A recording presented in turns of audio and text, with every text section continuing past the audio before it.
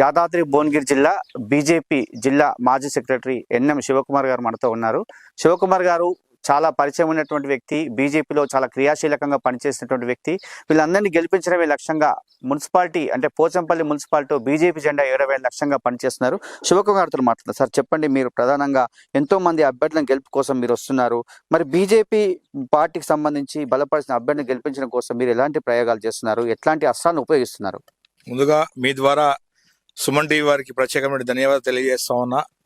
ఈ ఎన్నికల సంగ్రామ సమరంలో ఈ అభ్యర్థుల గెలుపోవడంలో యొక్క ప్రభావం ఎంతైనా ఈ సోషల్ మీడియా ద్వారా మీ ద్వారా తెలుస్తుంది కాబట్టి మరీ ముఖ్యంగా సుమన్ టీవీ వారికి ధన్యవాదాలు తెలియజేస్తూ, ఈరోజు గ్రామాలు లేనిదే దేశం లేదు, గ్రామాలు అభివృద్ధి చెందితేనే దేశం అభివృద్ధి చెందుతున్నటువంటి ఒక ప్రధానమైనటువంటి సూక్తితో నరేంద్ర మోడీ గారు గ్రామ స్థాయి నుండి కూడా అనేకమైనటువంటి సంక్షేమ మౌలిక వసతులను నరేంద్ర మోడీ గారు అమలు పరుస్తూ ఉన్నారు.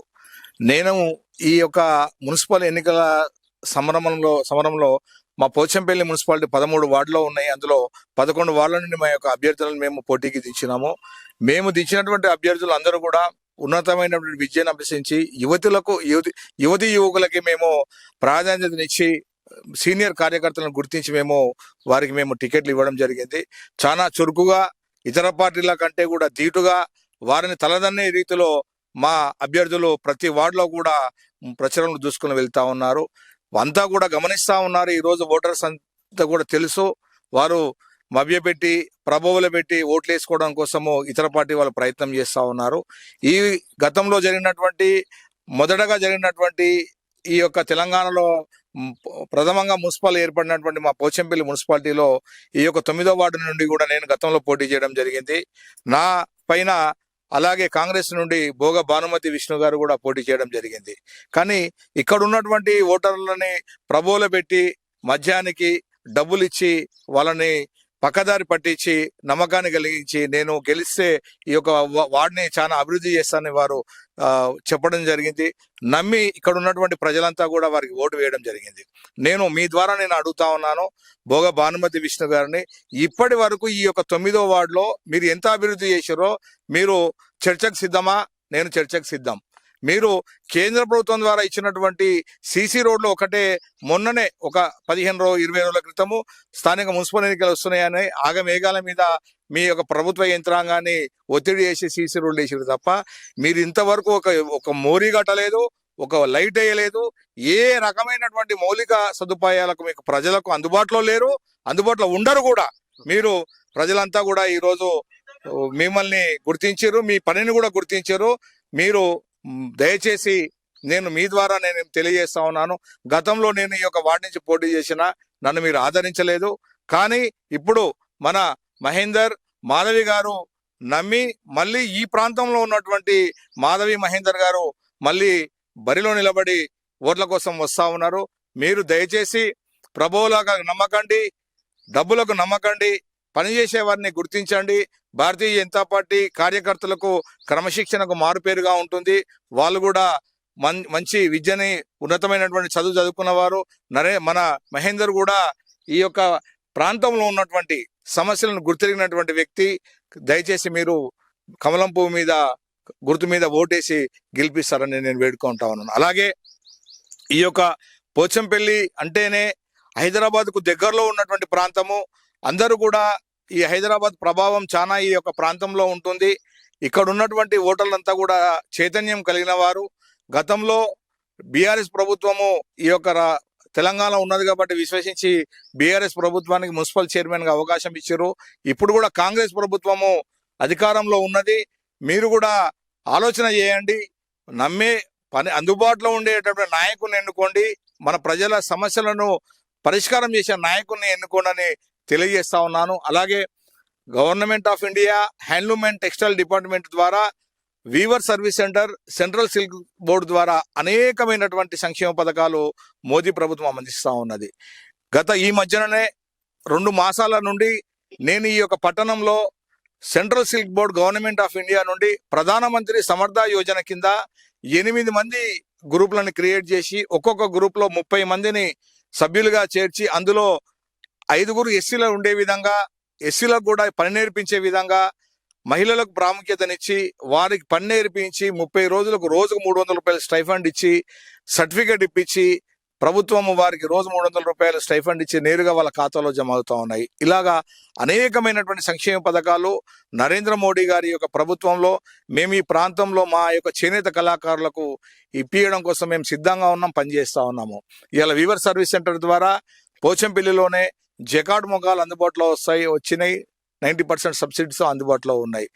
ఈ రోజు ఇక్కడ ఈ ప్రాంతంలో ఉన్నటువంటి కాంగ్రెస్ నాయకులు నరేంద్ర మోడీ గారి ప్రభుత్వం ఏమి ఇస్తా ఉన్నది, బడ్జెట్ లో డబ్బులు 200 కోట్లే పెట్టినని చెప్పడం జరుగుతున్నది. అంటే బడ్జెట్ లో ఇలా చేనేత విభాగానికి జౌలి చేనేత 2 కలిసి ఉన్నాయి కాబట్టి ఆ బడ్జెట్ లో 200 కోట్ల రూపాయలను పెట్టడం జరిగింది.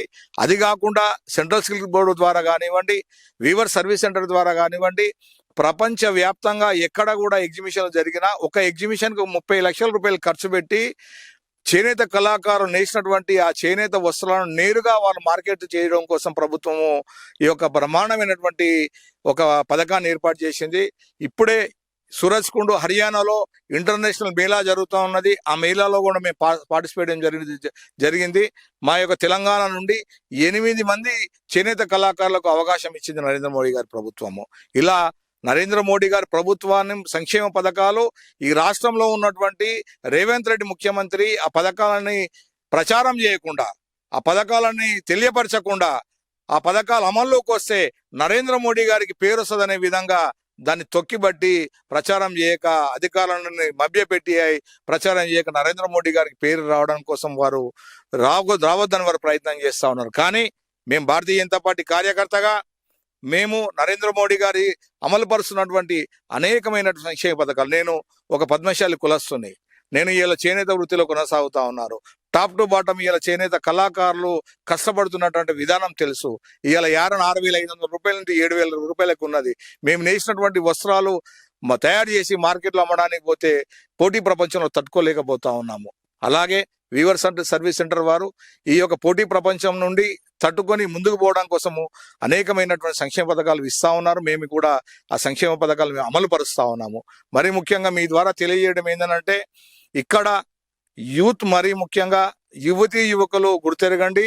మీ ఇంట్లో ఉన్నటువంటి మీ తల్లిదండ్రులను కానివ్వండి, మీ నాయనమ్మ అమ్మమ్మల్ని కానివ్వండి, మీ తాతలు కానివ్వండి, మీరు వారికి వ్యక్తపరిచి దేశం సుభిక్షంగా సంతోషంగా ప్రపంచంలోనే మొదటి స్థానానికి వెళ్ళాలంటే తెలంగాణలో కూడా భారతీయ జనతా పార్టీ అధికారంలోకి రావాలి.